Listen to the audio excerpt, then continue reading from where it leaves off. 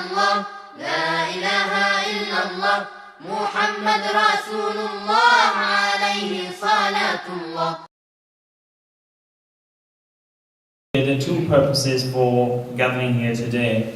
Firstly, showing our love, demonstrating our love for the family of Rasulullah sallallahu alaihi wasallam, and secondly, trying to understand the struggle that took place between Imam Hussein and Yazid, and what was the purpose of that struggle, what was the reason why Imam Hussein radiallahu ta'ala anhu went all the way from Medina Munawwara to Iraq in Karbala, and he went with his family members, young children, with women, ladies, female members of his family, and he didn't go there to fight Yazid.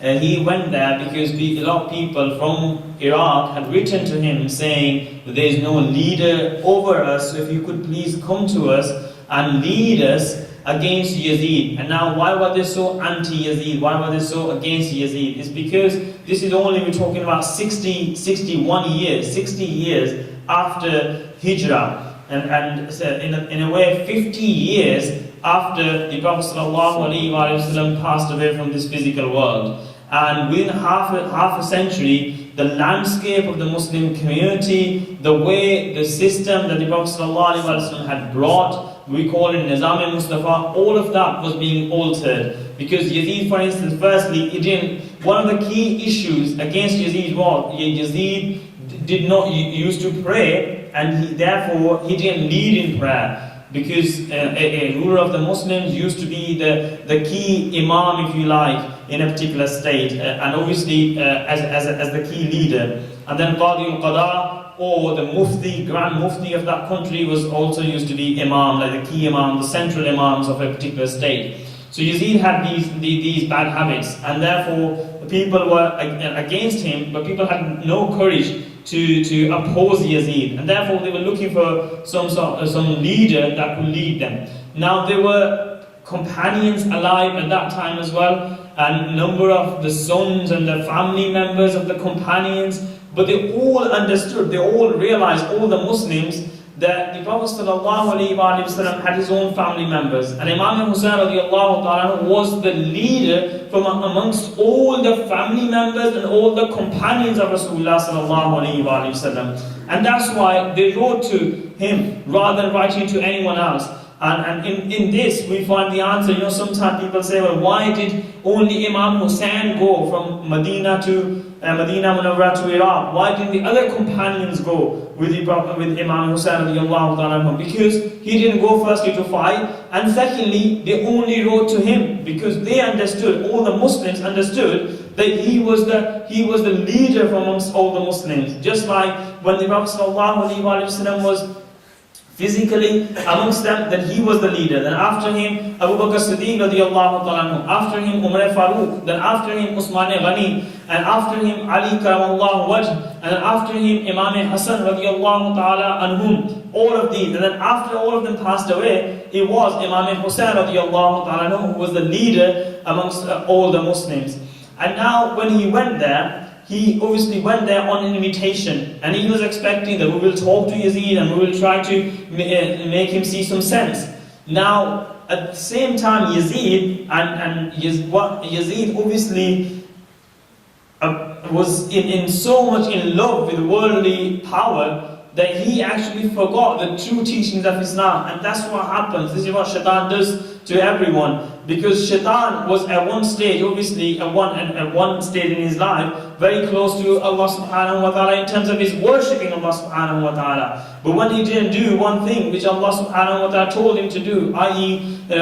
prostrate before Adam alayhi salam, and from then onwards he was rejected. Now his purpose is and his aim in life is to move everyone away from the straight path. And that's why he influences the people in position more than ordinary people. Because he knows that if people in position, influential people, are influenced by Shaitan, then a lot more can be achieved than if he goes around and influencing ordinary people, because he knows that he might have to work on over 100 people, ordinary people, to make a change happen. Whereas if you influence or if you inspire in a bad way an influential leader, then if the leader does something, automatically sometimes people tend to imitate that leader, or because the leader will be in such a position of power, he will impose bad things upon people. And that's why he influenced Yazid, and Yazid forgot everything. Yazid forgot all the ahadith, and that is why when Imam Hussain radiallahu ta'ala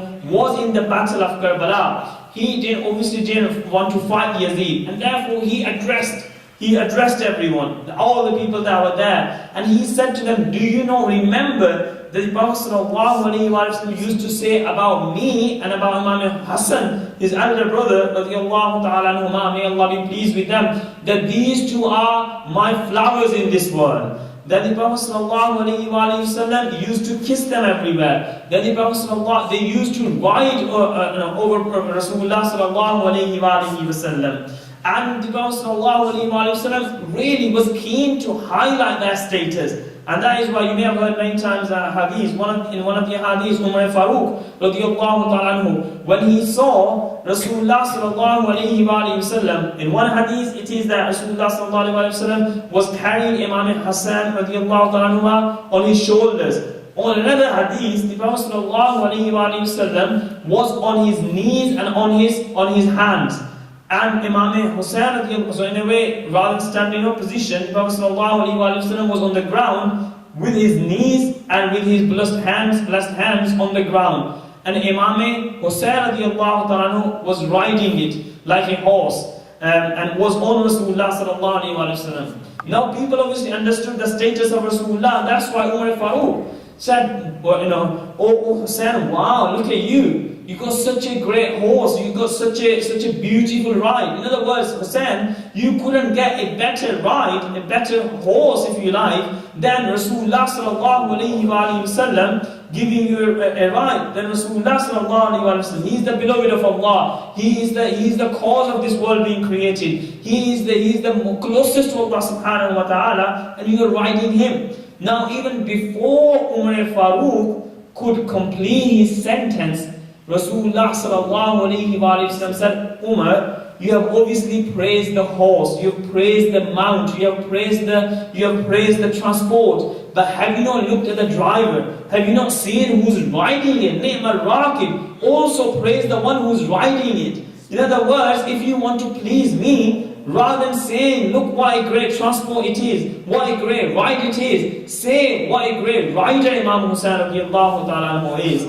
And that great rider will be riding in the battle of Karbala when he will have literally over 60 wounds on his body. If something happens, a little thing, we get a little cut, we have plaster on it. 60 wounds all over his body. And still Imam Hussain radiallahu ta'ala does not forget to pray when it comes time for prayer. Imam Hussain radiallahu ta'ala, the same as you heard in the Manqabat, that Prophet sallallahu alayhi wa sallam used to prolong his sajdas for Imam Hussain radiallahu ta'ala, because only Rasulullah sallallahu alayhi wa sallam at that time knew that Imam Hussain, today I'm prolonging sajda for Imam Hussain, and there will be a time when Imam Hussain radiallahu ta'ala would be praising Allah subhanahu wa ta'ala in the midst of all that calamity, in the midst of all those challenges. And so this is in a way, very briefly, a story of Imam Hussain radiallahu ta'ala. Now what are the lessons for us? Firstly, so that we understand the noble characteristics of Imam Hussain radiallahu ta'ala and also Yazid. That if, like Yazid, what happened to Yazid? Or his followers. According to some of the historic narrations in the books of history, that there were around 20,000 Muslim men who were in the army of Yazid against the grandson of Rasulullah sallallahu alayhi wa sallam. And even when the grandson, Imam Hussain radiallahu ta'ala, reminded them about his status, they turned deaf ears to it.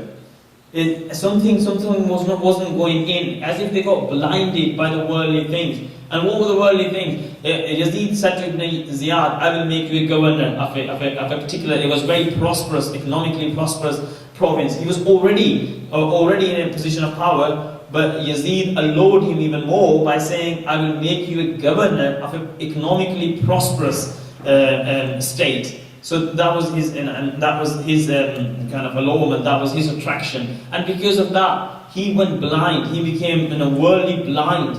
He couldn't see the right from wrong. He couldn't see truth from falsehood. And it's a lesson for us that sometimes, perhaps, even for very minor things, but material, because we get so blinded by materialism, that for very small things, minor things, we tend to give up.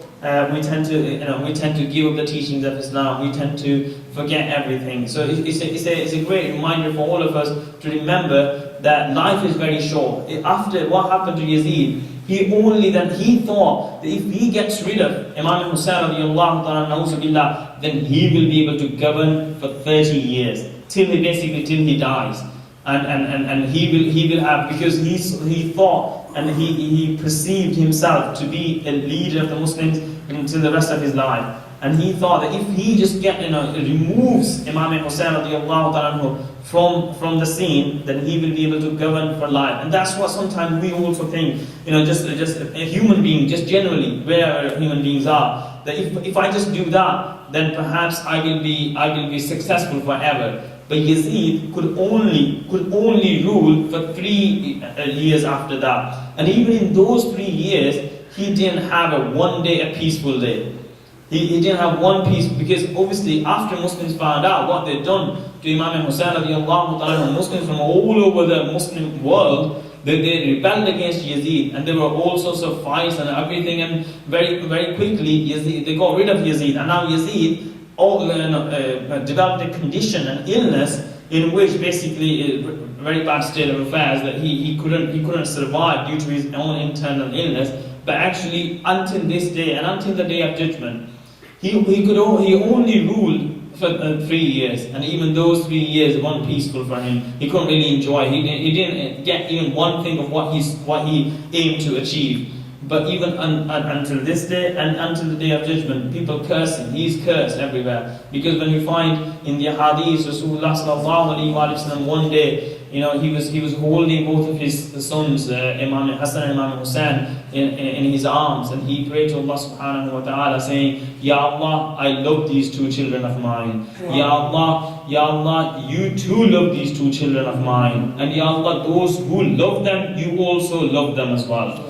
There was a great sense of achievement, that if we have the love of Imam Hassan and Imam Hussain radiallahu ta'ala in our hearts, then a lot can be achieved, because not only that they are masters of this world, but they are the Sayyidah Shabab al-Jannah, they are the leaders in paradise as well, inshallah.